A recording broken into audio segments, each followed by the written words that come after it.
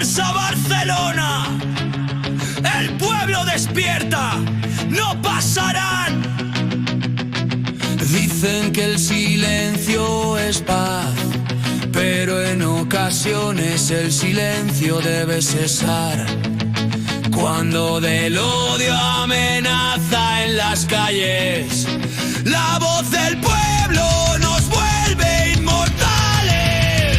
Pájaros libres surcan el aire, la tormenta anuncia la lucha, el pueblo despierta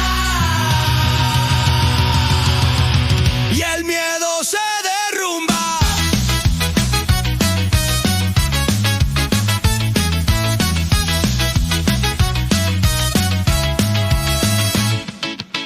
Desde Vitoria hasta Barcelona, el fuego del pueblo ya no perdona. Bandas de odio buscan dividir, pero hay un latido que no va a morir. Que ruja el trueno, puños en alto, la calle arde, ya no hay descanso. La juventud levanta su voz contra el fascista y su falso Dios. Ni un paso atrás, ni un paso atrás. Que tiemblen los muros, no van a pasar. Despierta el pueblo, despierta ya. En cada calle, la dignidad. Despierta el fuego, no pasarán. La historia es nuestra, no nos vencerán.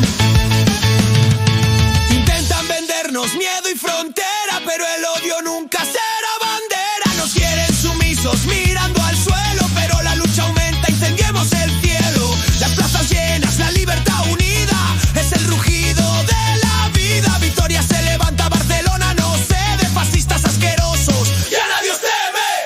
No pasarán, no pasarán. El odio muere frente al mar. Despierta el pueblo, despierta ya. Rompe el silencio, no pasarán. Despierta el fuego en cada ciudad. La lucha avanza, no nos vencerán. No hay banderas que tapen el sol, ni mordazas para el corazón. El antifascismo no es un